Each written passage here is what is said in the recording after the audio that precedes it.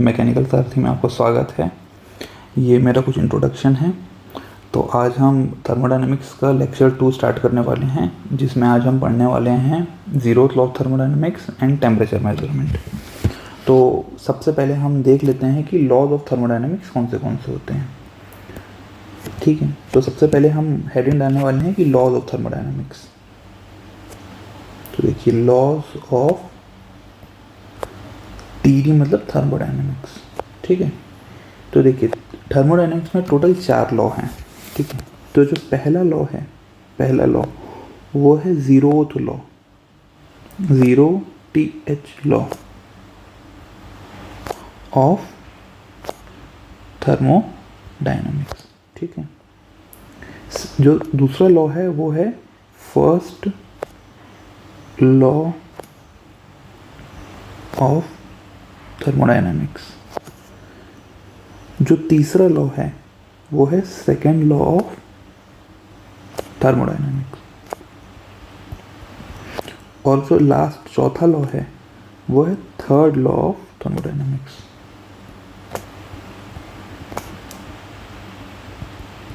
ठीक, ये 4 लॉ हैं थर्मोडायनेमिक्स के। पर इसमें एक इंटरेस्टिंग बात ये है कि देखिए, आपने बहुत सारे लॉस पढ़े होंगे, Newton's law, first second third law. आपने कभी ज़ीरो लॉ देखा है? Zero law. पर थर्मोडायनेमिक्स में आपको ज़ीरो लॉ मिलेगा। इसकी एक इंटरेस्टिंग कहानी है। देखिए, जो ज़ीरोथ लॉ है ना, ये फर्स्ट सेकंड लॉ के बाद आया था। ठीक है, ज़ीरोथ लॉ का जो कॉन्सेप्ट है वो फर्स्ट सेकंड लॉ के बाद आया था। बट जो ज़ीरोथ लॉ जो प्रॉपर्टी डिराइव करके हमको बताता है या जो मेज़र करता है, वो मेज़र करता है टेम्परेचर। अब आप इस पॉइंट को अच्छे से समझिएगा, ये टेम्परेचर मेज़र करता है। ठीक है, टेम्परेचर। ठीक है, देखिए फर्स्ट लॉ से जो प्रॉपर्टी आती है वो है internal energy. Internal energy. Second law से जो प्रॉपर्टी आती है निकल के, वो होती है एंट्रोपी। देखिए, जो इंटरनल एनर्जी है और जो एंट्रोपी है, ये दोनों फंक्शन हैं टेम्परेचर के। They both are function of temperature.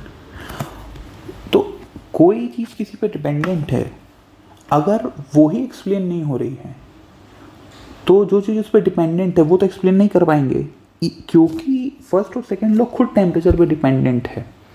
तो जब ज़ीरोथ लॉ ने के साइंटिस्ट ने अपना ये डेफिनेशन इसका लॉ को दिया, तो तब तक फर्स्ट सेकंड लॉ आ चुके थे।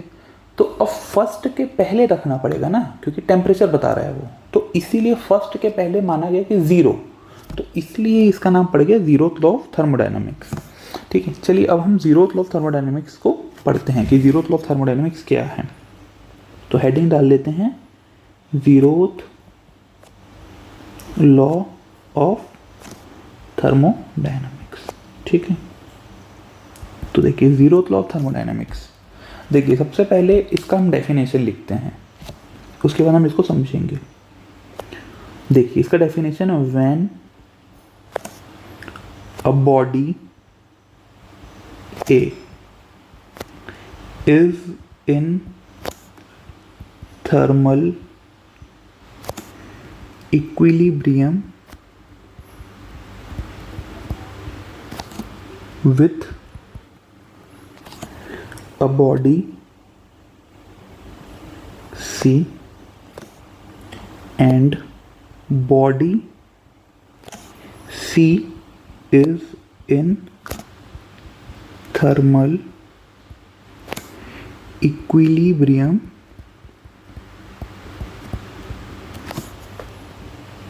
with a body B, then body A and body B are also in thermal equilibrium.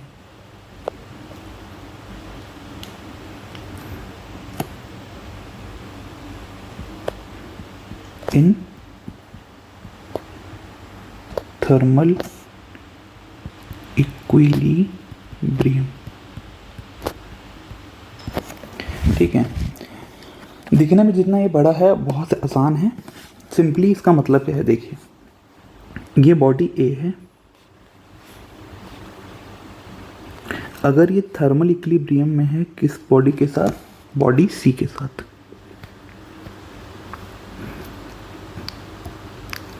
Body ये सी है एंड जो बॉडी सी है वो थर्मल इक्विलिब्रियम है किसी बॉडी बी के साथ। ठीक है, ये टी मतलब thermal equilibrium, B and C means thermal equilibrium, इन दोनों भी टी थर्मल इक्विलिब्रियम पे है।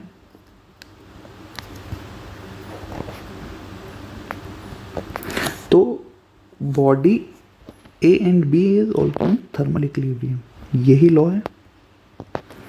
ठीक है, देखिए थर्मल इक्विलिब्रियम, तो थर्मल इक्विलिब्रियम मतलब क्या होता है, तो देखिए हम इसी के अंदर पढ़ लेते हैं टाइप्स ऑफ इक्विलिब्रियम। ठीक है, इक्विलिब्रियम थर्मोडायनेमिक्स में हमको जो इक्विलिब्रियम पढ़ते हैं वो कितने टाइप के पढ़ते हैं।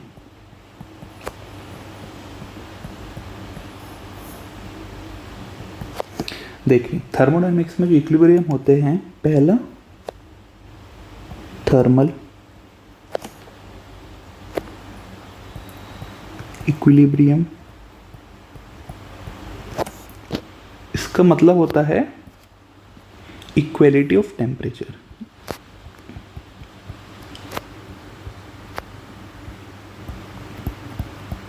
ठीक है, पहला थर्मल इक्विलिब्रियम बहुत आसान है ये कि उन दो चीज़ों का अगर टेम्परेचर सेम है तो उसको बोलेंगे हम थर्मल इक्विलिब्रियम पे। Second mechanical equilibrium, mechanical equilibrium. ठीक है, अगर इक्वलिटी ऑफ मैकेनिकल है तो equality of force and couple. Mechanical मतलब फोर्स एंड कपल ही तो होता है। ठीक है, एक और होता है केमिकल इक्विलिब्रियम।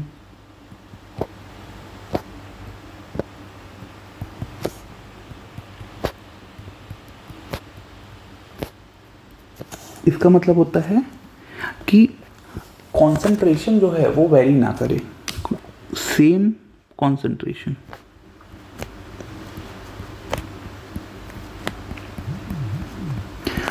कोई भी जो हम सब्सटेंस ले रहे हैं उसका कॉन्सेंट्रेशन कांस्टेंट है थ्रू आउट, तो उसको हम बोलेंगे केमिकल इक्विलिब्रियम, या मास का वेरिएशन ना हो। ठीक है, तो देखिए अगर आपको कोई बोले कि थर्मोडायनेमिक इक्विलिब्रियम मतलब क्या होता है, तो जब ये जितने भी अबव ऑल इक्विलिब्रियम को कोई चीज़ सेटिस्फाई करे तो उसको बोलते हैं हम थर्मोडायनेमिक इक्विलिब्रियम। ठीक है, अगर कोई चीज़ सेटिस्फाई अबव इक्विलिब्रियम, अगर ये तीनों इक्विलिब्रियम को सेटिस्फाई कर रहा है तो उसको हम बोलते हैं थर्मोडायनेमिक इक्विलिब्रियम। Thermodynamic equilibrium. तो अगर आपसे क्वेश्चन है कि थर्मोडायनेमिक इक्विलिब्रियम क्या है, तो ऑप्शन ए बी सी मतलब ऑल ऑफ दी अबव उसमें आंसर होगा। ठीक है, अब हम आ जाते हैं जीरोथ लॉ कि ये जो है ये एक्चुअल में यूज़ कहाँ होगा, ये जो प्रोसेस है। तो देखिए जीरोथ लॉ का यूज़ होता है टेम्परेचर मेजरमेंट में। टेम्परेचर मेजरमेंट किससे होता है, थर्मोमीटर से। तो यूज़ ऑफ जीरोथ लॉ क्या है, मेन जो इम्पोर्टेंट लाइन है कि जो जीरोथ लॉ है, जीरोथ लॉ ऑफ थर्मोडायनेमिक्स का यूज़ कहाँ है, measurement of temperature, measurement of temperature. ठीक है, अब मुझे बताइए कि जो टेम्परेचर थी वो इंटेंसिव प्रॉपर्टी थी कि एक्सटेंसिव, ये मैंने आपको लास्ट क्लास में बताया था। ठीक है, तो temperature is independent of mass और इन से हमने पढ़ा था इंटेंसिव। ठीक है, तो ये इंटेंसिव प्रॉपर्टी है। ओके, तो देखिए टेम्परेचर मेजरमेंट हम किससे करते हैं? थर्मोडायनेमिक्स में टेम्परेचर मेजरमेंट हम किससे करते हैं? घर में भी अगर आप यूज़ करते हैं, अगर बॉडी फीवर होता है तो हम थर्मोमीटर से करते हैं। तो temperature is measured by thermometer. अच्छा, अगर कोई आपसे पूछे कि जो थर्मोमीटर है वो किस प्रिंसिपल पे काम करता है, तो वो ज़ीरोथ लॉ पे काम करता है। सिंपली टेम्परेचर मेजरमेंट करते हैं ना, तो थर्मोमीटर से भी हम टेम्परेचर मेजरमेंट करते हैं। तो अब मैं आपको एक बेसिक चीज़ बता देता हूँ कि जो आपका घर में थर्मोमीटर रहता है वो कैसे काम करता है। देखिए, आप समझ लीजिए, वो बॉडी ए बी सी के कॉन्सेप्ट हमको समझ आ जाएगा। ठीक है, मान लीजिए ये बॉडी ए है, ये आप हैं,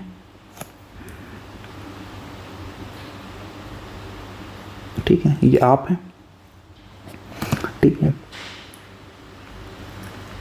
ये जो कंपनी है जहाँ से वो थर्मोमीटर कैलिब्रेट हुआ है, वो जो उसमें लाइन बनी हुई है, अगर आप मर्क्यूरी थर्मोमीटर लिए होंगे तो लाइन लाइन बनी रहती है, उसको बोलते हैं कैलिब्रेशन। तो जहाँ से वो कैलिब्रेट हुआ है वो इंडस्ट्री है, मान लीजिए कोई कंपनी है, और ये जो है वो थर्मोमीटर है आपका, थर्मोमीटर। ये बहुत बेसिक चीज़ है, ये आपको पता होनी चाहिए। देखिए, आप अपना टेम्परेचर अगर मेज़र करते हैं तो थर्मोमीटर से करते हैं, आप कंपनी के पास नहीं जाते हैं, पर उस थर्मोमीटर को कैलिब्रेट या उसमें जो रीडिंग लिखी रहती है वो उस कंपनी ने लिखी है। तो इसका मतलब उस कंपनी के जो कैलिब्रेशन है, ठीक है, उससे वो जो कंपनी का जो कैलिब्रेशन है वो टेम्परेचर का, उससे वो थर्मोमीटर को वो थर्मल इक्विलिब्रियम पे होगा। आपने जब टेम्परेचर मेज़र किया थर्मोमीटर से अपना, तो आपका जो टेम्परेचर और थर्मोमीटर जो रीडिंग दिखा रहा है वो सेम हो गई। तो मतलब आप और थर्मोमीटर भी थर्मल इक्विलिब्रियम पे आ गए। ठीक है, तो ये सी हुआ हमारा बॉडी, और ये मान लीजिए बॉडी बी हुआ। तो इसका मतलब जो कंपनी ने थर्मोमीटर में रीडिंग लिखी होगी, वो जो रीडिंग जिस टेम्परेचर पैरामीटर पे लिखी होगी, आप भी उससे थर्मल इक्विलिब्रियम पे आ गए। तो यहाँ पे 3 लोग हैं, एक आप, एक थर्मोमीटर और एक कंपनी। ठीक है, तो ये तीनों लोग आपस में एक दूसरे से थर्मल इक्विलिब्रियम में आ गए, इसलिए आपका जो टेम्परेचर वो रीडिंग शो कर रहा है। अगर मर्क्यूरी थर्मोमीटर है, मर्क्यूरी जिस हाइट पे गया है वो एक ग्लास पे बनी हुई है, पर वो कैलिब्रेट हुआ इंडस्ट्री में, किसी कंपनी में जिससे वो थर्मोमीटर बनाया है, तो इनडायरेक्टली आप उस उनकी जो स्केल है उससे ही थर्मल इक्विलिब्रियम पे आ गए, इसलिए आपका मेजरमेंट ऑफ टेम्परेचर सही हुआ। तो ये जो कॉन्सेप्ट है ये थर्मोमीटर का है। तो देखिए, हम एक चार्ट बनाने वाले हैं जिससे डायरेक्ट क्वेश्चन आता है कि उसमें हम ये देख लेंगे कि थर्मोमीटर टेम्परेचर मेजरमेंट कैसे करता है। तो आप याद रखना, जो थर्मोमीटर है, थर्मोमीटर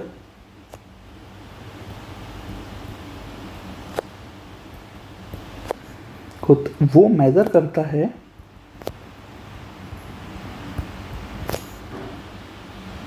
थर्मोमेट्रिक प्रॉपर्टी।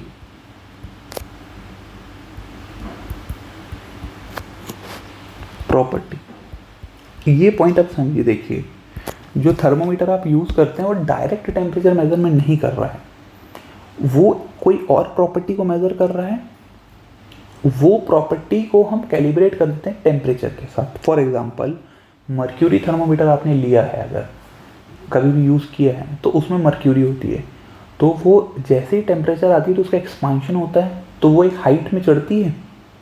तो यही जो वॉल्यूम या लेंथ है, ये थर्मोमेट्रिक प्रॉपर्टी हो गई मर्क्यूरी थर्मोमीटर की। वो टेम्परेचर मेजर नहीं कर रही है, उसी एक्सपांशन को रीड करता है। वो स्केल बनी रहती है उसमें, जिसको हम कैलिब्रेटेड स्केल बोलते हैं ना, तो वो एक दूसरे को रिलेट कर देता है। इसलिए थर्मोमीटर हमेशा मेजर करेगा थर्मोमेट्रिक प्रॉपर्टी। मर्क्यूरी थर्मोमीटर के केस में क्या होता है, वो थर्मोमेट्रिक प्रॉपर्टी लेंथ होगी या वॉल्यूम होगी, क्योंकि अगर एक्सपांशन हो रहा है तो वॉल्यूम है। ठीक है, तो हम अलग अलग टाइप के थर्मोमीटर लिखेंगे और उसकी थर्मोमेट्रिक प्रॉपर्टी, और अगर वो किसी स्पेसिफिक पे प्रिंसिपल पे वर्क करता है तो हम वो भी यूज करेंगे। तो सबसे पहली मर्क्यूरी थर्मोमीटर, जो आमतौर पर हम पहले यूज करते थे। खैर, अब तो डिजिटल थर्मोमीटर भी आ गया मीटर। ठीक है, देखिए, इसकी जो थर्मोमेट्रिक प्रॉपर्टी है थर्मोमेट्रिक प्रॉपर्टी। ठीक है, ये तो मर्क्यूरी थर्मोमीटर की थर्मोमेट्रिक प्रॉपर्टी क्या है? लेंथ या वॉल्यूम।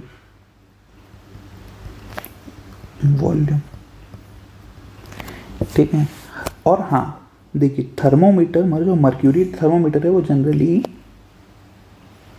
350 डिग्री सेंटीग्रेड में वो बॉईल हो जाता है, तो इसको जनरली 300 डिग्री सेंटीग्रेड तक यूज़ करते हैं। तो मर्क्यूरी थर्मोमीटर का यूज़ अगर कोई आपसे पूछे तो आप लगभग 300 डिग्री सेंटीग्रेड तक मर्क्यूरी थर्मोमीटर को हम यूज़ कर सकते हैं। ठीक है, और इसकी thermometric property length and volume, simple. Now अब second most important, resistance thermometer.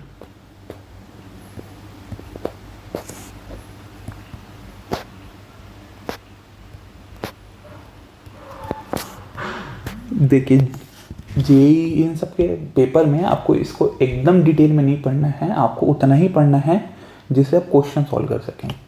ठीक है, तो मैं जितना पढ़ा रहा हूँ आप उसको कवर कीजिए। तो रेजिस्टेंस थर्मोमीटर की नाम से ही समझ आ रहा है इसकी थर्मोमेट्रिक प्रॉपर्टी क्या होगी? रेजिस्टेंस।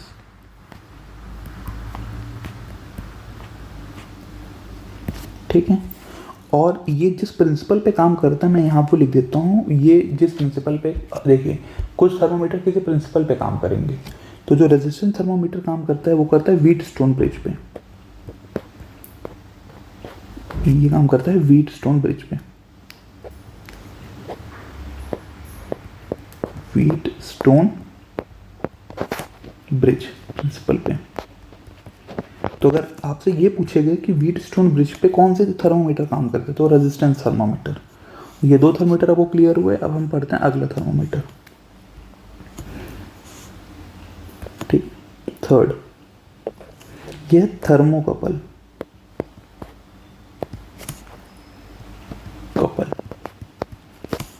ठीक है, तो थर्मोकपल किस प्रिंसिपल पे काम करते हैं? तो थर्मोकपल काम करता है ईएमएफ पे, मतलब उसका थर्मोमेट्रिक प्रॉपर्टी क्या है? ईएमएफ। ठीक है, ईएमएफ पे। ठीक है, तो ये ईएमएफ प्रोपोर्शनल हो जाता है टेम्परेचर डिफरेंस की। ठीक है, अब थर्मोकपल प्रिंसिपल कौन सा है? थर्मोकपल का है सीबेक इफेक्ट। सीबेक इफेक्ट, देखिए इसका डायग्राम भी है, एक्स्ट्रा थ्योरी भी है कि व्हेन टू डिसिमिलर मेटल, ये सब भी है, बट आपको उससे डिटेल में नहीं जाना है। आपको मेन चीज़ याद रखनी है कि थर्मोकपल किस प्रॉपर्टी पे काम करता है, थर्मोमेट्रिक प्रॉपर्टी, ईएमएफ, कौन सा प्रिंसिपल है? सीबेक इफेक्ट, और ये किस टेम्परेचर लिमिट तक काम करता है? तो अप टू 1500 डिग्री सेंटीग्रेड तक। ये इंपॉर्टेंट चीज़ें हैं जो आपको पढ़नी है। फालतू की चीज़ें आप पढ़ने बैठेंगे तो बहुत सारी है वो, फिर ज़िंदगी भर पढ़ते रहिएगा। तो हमको पहले इंपॉर्टेंट पॉइंट कवर करने हैं जो डैम श्योर एग्जाम में पूछे जाएंगे। ठीक है, एक और है ideal gas thermometer. Gas thermometer, तो देखिए आइडियल गैस थर्मोमीटर के दो टाइप हैं, एक कांस्टेंट वॉल्यूम,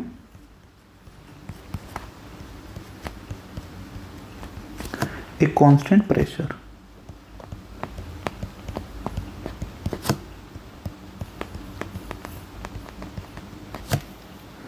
ठीक है, तो हम इसको थोड़ा डिटेल में पढ़ते हैं। देखिए सबसे पहले हम पढ़ेंगे कांस्टेंट वॉल्यूम को। ठीक है, अच्छा हम इसको साथ में ही पढ़ लेते हैं, चलिए आसानी से समझ जाएंगे। वॉल्यूम कांस्टेंट है, कांस्टेंट वॉल्यूम है, तो मतलब वॉल्यूम इज कांस्टेंट। देखिए आइडियल गैस है तो आइडियल गैस इक्वेशन यूज होगा, PV is equal to MRT, इसमें कोई रॉकेट साइंस तो है नहीं। ठीक है, देखिए volume is constant, then so pressure is proportional to temperature.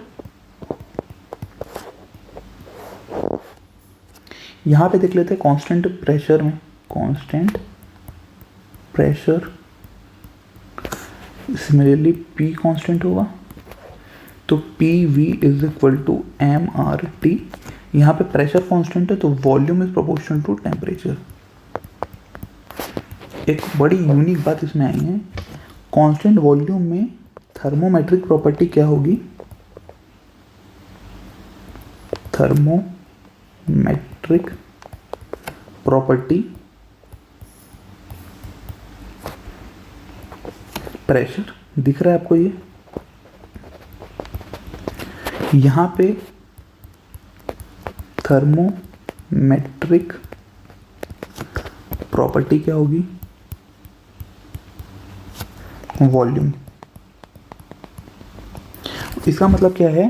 देखिए, प्रेशर को रिलेट करेगा टेम्परेचर से, यहाँ पे वॉल्यूम को रिलेट करेगा टेम्परेचर से। इसका मतलब क्या है कि कांस्टेंट वॉल्यूम में प्रेशर आपका थर्मोमेट्रिक प्रॉपर्टी है, कांस्टेंट प्रेशर पे वॉल्यूम से आपको टेम्परेचर का पता चलेगा। और एक इम्पॉर्टेंट लाइन इसमें ये है, देखिए आइडियल गैस किसी भी मटेरियल पे डिपेंड नहीं करता, ठीक है? तो उसी प्रकार ideal gas thermometer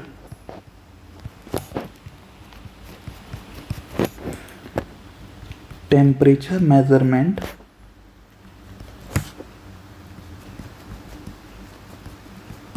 is independent of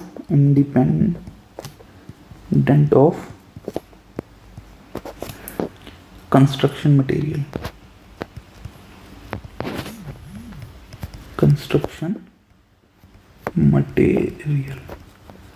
okay.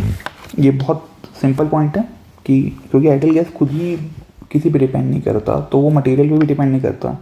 देखिए आइडियल गैस कोई भी हो, अगर वो आइडियल गैस, वो पर्टिकुलर गैस अगर आइडियल गैस फॉलो कर रही है इक्वेशन को, तो वो रिजल्ट हमेशा सेम देगी, क्योंकि P V equal to M R T हर में लगेगा, ठीक है?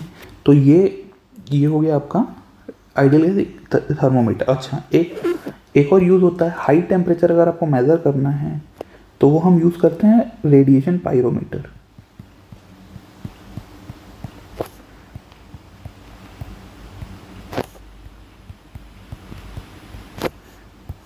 ये यूज़ करता है हाई टेम्परेचर मेजरमेंट।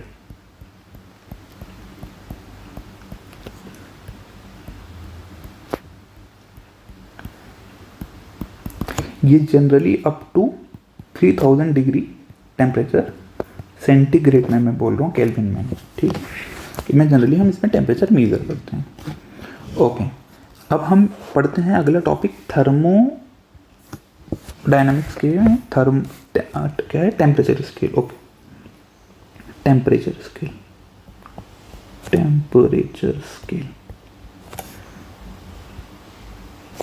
देखिए स्टार्टिंग में जो टेम्परेचर मेजरमेंट होता था वो 2 पॉइंट रेफरेंस से होता था, तो हम पहले देख लेते हैं 2 पॉइंट रेफरेंस,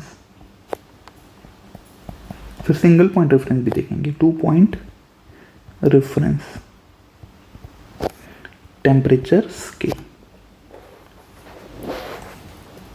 ठीक है? टेम्परेचर स्केल में 2 पॉइंट डिफरेंस टेम्परेचर स्केल। तो सबसे पहले कि वो 2 पॉइंट होते कौन से हैं? वो 2 फिक्स्ड पॉइंट। तो देखिए वो हम पहला लेते हैं आइस पॉइंट, एक आइस पॉइंट लेंगे उस पर्टिकुलर सब्सटेंस का, और दूसरा लेंगे हम उसका बॉइलिंग पॉइंट।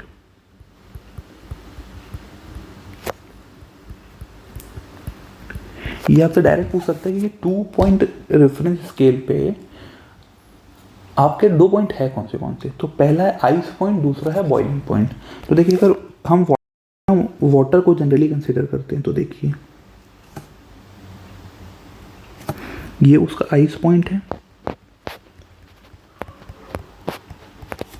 ये उसका बॉइलिंग पॉइंट है।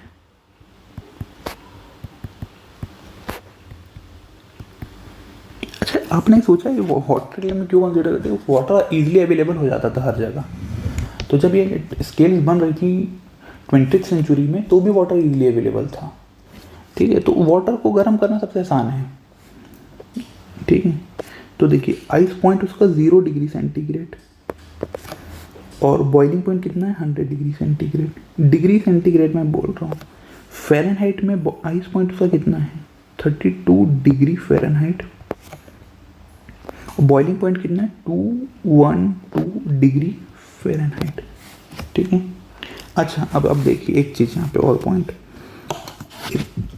देखिए, अगर ये जो डिफरेंस है, ये इनके बीच का जो डिफरेंस है, अगर वो आप देखें तो 100 डिग्री सेंटीग्रेड का डिफरेंस कितना होगा 212 माइनस 32 180 डिग्री फ़ारेनहाइट का डिफरेंस, डिग्री फ़ारेनहाइट का डिफरेंस, ठीक है। तो 10 डिग्री सेंटीग्रेड का जो डिफरेंस होगा वो होगा 18 डिग्री फ़ारेनहाइट का डिफरेंस। डिफरेंस की मैं बात करूँ डेल टी की, डिफरेंस की डायरेक्ट कैलकुलेट करने के लिए तो हम अभी एक फॉर्मूला देखेंगे, पर अगर आपसे पूछे कि 10 डिग्री सेंटीग्रेड का अगर कोई डिफरेंस आ रहा है तो वो फ़ारेनहाइट में कन्वर्ट करेंगे डिफरेंस को, तो 18 डिग्री फ़ारेनहाइट का वो डिफरेंस होगा। 20 डिग्री सेंटीग्रेड का डिफरेंस 36 डिग्री फ़ारेनहाइट का डिफरेंस के बराबर होगा, ठीक है। अब इस स्केल का यूज़ करके हम टेम्परेचर निकालने की कोशिश करते हैं। तो देखिए T डिग्री सेंटीग्रेड में है, माइनस, आप हमेशा माइनस करेंगे जो भी आपको टेम्परेचर निकालना है उसको आइस पॉइंट से अपॉन बॉइलिंग और आइस पॉइंट का डिफरेंस, तो यहाँ है 100। अगर मैं T डिग्री फ़ारेनहाइट का बोलूँ तो वो फिर आइस पॉइंट 32 से माइनस होगा, माइनस करना है ना, और इन दोनों का डिफरेंस तो 212 माइनस 32 तो 180। ये अगर इसको मैं काट दूँ तो ये T डिग्री सेंटीग्रेड अपॉन ये 10, ये कटा, ये 5, ये बचा 5, ये 9 upon 5 is equal to T degree Fahrenheit minus 32 upon 9, ठीक है। ये ठीक है। अब अगर ऐसा कोई ना कोई टेम्परेचर होगा ना जहाँ पे डिग्री सेंटीग्रेड और डिग्री फ़ारेनहाइट सेम होगी, तो ये T को मैं सेम मान लेता हूँ, मान लीजिए उसको मैं x मान लेता हूँ, ठीक है। तो x अपॉन 5, अरे देखिए x को याद करके इमोशनल मत हो जाइएगा, ये सिर्फ मैथमेटिक्स का x है, x माइनस 32 अपॉन 9, ये x सेम है क्योंकि हमको दोनों को हमको कॉमन वैल्यू निकालने है, यहाँ पे degree centigrade degree Fahrenheit same हो, तो 9x upon 5x minus 5 into 32, जब इसको यहाँ किए तो 4x माइनस 5 इंटू 32, ये 4 इससे 8 टाइम गया तो x की वैल्यू आ गई -40। अभी -40 डिग्री सेंटीग्रेड और डिग्री फ़ारेनहाइट सेम होंगे, तो -40 में ये दोनों स्केल सेम रीडिंग शो करती है। अच्छा, अब एक एग्जांपल मैं सॉल्व करता हूँ जो कि कई बार आपसे पूछ सकता है। एग्जांपल इस सबका, इस स्केल को आपको कैसे यूज़ करना है आपको ये समझ आ जाएगा। देखो एग्जांपल, अच्छा एग्जांपल क्या है, मान लीजिए कोई एक रैंडम स्केल है, ठीक है, जिसका बॉइलिंग पॉइंट आइस पॉइंट होगा पहले,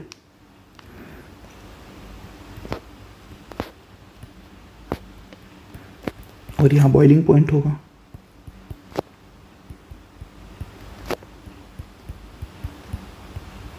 मान लीजिए उसका आइस पॉइंट है 400 N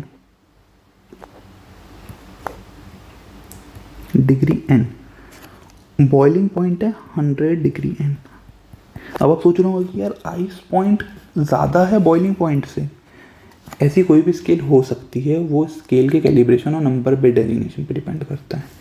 ये इस तरह का भी क्वेश्चन आ सकता है जिसमें बॉइलिंग पॉइंट आपको ज़्यादा दिख रहा हो और आइस पॉइंट ज़्यादा दिख रहा हो, बॉइलिंग पॉइंट कम दिख रहा हो, तो आप सोचेंगे नहीं ये तो गलती है, आप उल्टा कर देंगे कि बॉइलिंग पॉइंट को 400 ले लेंगे और आइस पॉइंट को 100। ऐसा नहीं करना है, जो क्वेश्चन में दिया आपको वही कंसिडर करना रहेगा। और मान लीजिए उसको डिग्री सेंटीग्रेड पे कोई वैल्यू चाहिए, तो मान लीजिए तो 0 और 100 ये डिग्री सेंटीग्रेड है।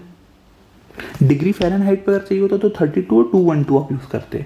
वो आंसर किस में मांग रहा है, डिग्री सेंटीग्रेड में अगर मांग रहा है तो 0 और 100 से बराबर करेंगे दोनों को। देख, अगर वो बोल रहा है कि उसको 300 degree N equivalent two degree centigrade चाहिए। 300 डिग्री एन डिग्री सेंटीग्रेड में कितना होगा? तो आप सिंपली वही फॉर्मूला यूज़ करेंगे, 300 माइनस आइस पॉइंट 400 अपॉन इन दोनों का डिफरेंस। तो आप इसका डिफरेंस 300 मत लीजिएगा, पहले boiling point minus ice point is equal to T minus 0 degree centigrade पे अपॉन ये तो 100 ही होगा। तो ये कितना हुआ? -100 upon -300 is equal to T upon 100। तो ये कटा, ये इससे कटा, तो T is equal to plus 100 upon 3 degree centigrade 33.33। ठीक है, ये मैंने उसका ठीक है, मैंने आपको सिर्फ ये एप्लीकेशन बताया है कि उस फॉर्मूले को आप कैसे यूज़ करेंगे। तो देखिए 2 पॉइंट रेफरेंस स्केल हमको समझ आ गया, 2 पॉइंट में हमारे कौन से रेफरेंस है हमको ये भी क्लियर हो गया। तो अब पढ़ते हैं सिंगल पॉइंट रेफरेंस स्केल।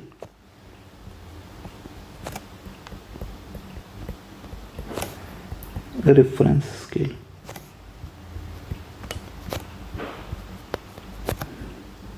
इसको और किस नाम से जानते हैं? Absolute temperature scale. देखो इसको सिंगल पॉइंट रेफरेंस स्केल का एब्सोल्यूट टेम्परेचर स्केल हम जनरली क्यों बोलते हैं? देखिए एब्सोल्यूट का मतलब होता है जो नेगेटिव ना जा सके। अगर आपको याद होगा कि डिग्री सेंटीग्रेड को आप नेगेटिव पढ़ते हैं, अभी -40 आया था डिग्री सेंटीग्रेड डिग्री फ़ारेनहाइट। अगर नेगेटिव में वैल्यू आ रही है तो चाहे वो फ़ारेनहाइट टेम्परेचर स्केल हो चाहे वो डिग्री सेंटीग्रेड स्केल हो, वो एब्सोल्यूट नहीं होने वाली। ठीक है, तो एब्सोल्यूट जो स्केल होती है वो नेगेटिव वैल्यू नहीं आएगी। एग्जाम्पल केल्विन बेस्ट एग्जाम्पल है, जो कि ऐसा यूनिट ऑफ टेम्परेचर भी है। ऐसा unit of temperature degree centigrade नहीं होती है, ऐसा ही जो होती है यूनिट ऑफ टेम्परेचर वो केल्विन होती है। पहले आप ये भी लिख लीजिए, पता चले इतना पढ़ लिया और ऐसा ही पूछ दिया और आप डिग्री सेंटीग्रेड मार गए। ऐसा ही unit of temperature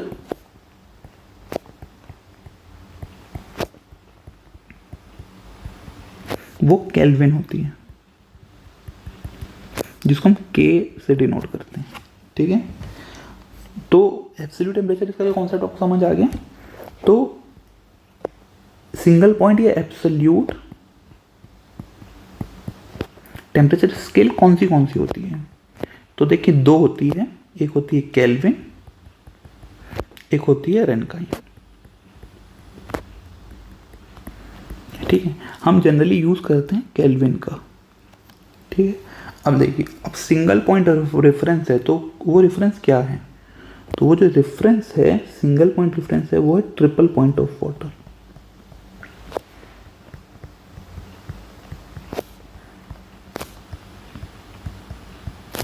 is used as single point reference।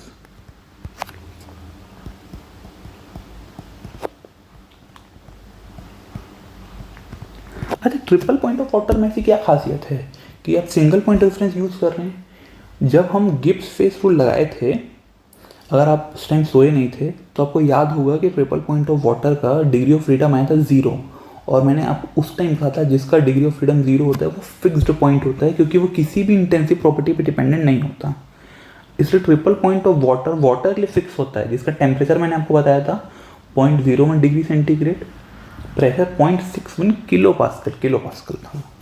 ठीक है, अब देखिए, अब अगर देखिए 1 केल्विन को अगर आपको डिफाइन करना हो तो देखिए किसी भी डिग्री सेंटीग्रेड को अगर आपको केल्विन में कन्वर्ट करना होता है तो कोई भी अगर आपको केल्विन में आंसर लाना है तो उसको डिग्री सेंटीग्रेड में प्लस 273.15 इसको बाय हार्ट कर लीजिए।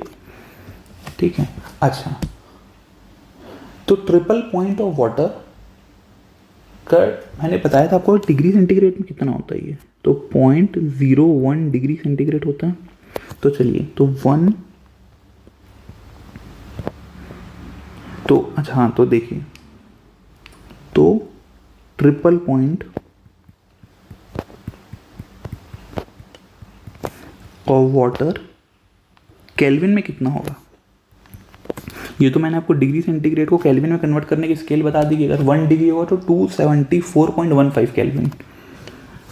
तो ट्रिपल पॉइंट ऑफ वाटर कितना है 0.01 डिग्री सेंटीग्रेड। अगर इसको केल्विन में अगर मुझे कन्वर्ट करना है तो 273.15, तो ट्रिपल पॉइंट ऑफ वाटर हो गया 273.16 केल्विन। अगर मुझे केल्विन बताना है तो मैं इसको डिनोमिनेटर में भेज दूंगा, तो 1 kelvin is equal to 1/273.16 TH of triple point of water, triple point of H2O मतलब वाटर। ठीक है, ये इंटरनेशनल एक्सेप्टेड है। आपसे कई बार पूछ सकता है कि 1 केल्विन का इंटरनेशनल एक्सेप्टेड डेफिनेशन क्या है, वो 1/273.16 of triple point of water. ठीक है, मैंने टेम्परेचर स्केल आपको बता दी कि 2 रेफरेंस स्केल कौन से होते हैं, ice point, boiling point, single point, triple point of water. Single point reference scale को एब्सोल्यूट स्केल बोलते हैं, जिसका एग्जाम्पल है रैंकाइन और केल्विन। ऐसा यूनिट ऑफ टेम्परेचर इज, ऐसा यूनिट क्या है, केल्विन है। डिग्री सेंटीग्रेड मत मार दीजिएगा, वो केल्विन है। ये इंपॉर्टेंट है लाइन, ये केल्विन इंपॉर्टेंट है। ठीक है, तो लगभग आज का टॉपिक हो चुका है हमारा। कोई भी अगर आपको डाउट हो तो आप कमेंट में लिख सकते हैं, और कोई भी सजेशन होगा तो वो भी आप कमेंट में दे सकते हैं। तो इसके बाद जब ये थर्मोडायनेमिक्स का लेक्चर पूरे कंप्लीट हो जाएंगे तो मैं हर सब्जेक्ट के 500 to 600 क्वेश्चन कराऊंगा, पर उसके पहले आप पूरा सब्जेक्ट को पढ़ना पड़ेगा आपको। आप क्वेश्चंस की टेंशन मत कीजिए कि सर क्वेश्चन कहाँ से करेंगे, हमको आप सिर्फ थ्योरी पढ़ा रहे हैं। आप एक बार पूरी थ्योरी पढ़ लीजिए सारे। जैसी थर्मोडायनेमिक्स होगा तो 500 to 600 स्टैंडर्ड जो क्वेश्चन जो आते हैं मैं आपको वो करा दूंगा, तो जिससे आपका ये पूरा सब्जेक्ट एक बार क्लियर हो जाएगा। ठीक है, आई होप आपको ये पूरे वीडियो समझ आ रहे होंगे। और चलिए मिलते हैं नेक्स्ट टॉपिक पे, जो कि फर्स्ट लॉ ऑफ थर्मोडायनेमिक्स बचा है। और अगर कोई छोटे मोटे टॉपिक होंगे तो धीरे धीरे बीच बीच में वो होते रहेंगे, तो उसके लिए आप कोई टेंशन मत लीजिए। आप बस अच्छे से इस वीडियो को देखिए और नोट्स बनाइए, और जो मैं क्वेश्चन सीरीज़ कराऊंगा सब्जेक्ट के एंड होने के बाद, आप सब्जेक्ट को एक बार अच्छे से पढ़िए, उसको रिवाइज कीजिए, फिर वो क्वेश्चन सीरीज सॉल्व कीजिए। वो आपसे क्वेश्चन बहुत आसानी से बन जाएंगे और वो प्रीवियस ईयर के क्वेश्चन होंगे। ठीक है, चलिए मिलते हैं नेक्स्ट वीडियो में। Okay, thank you.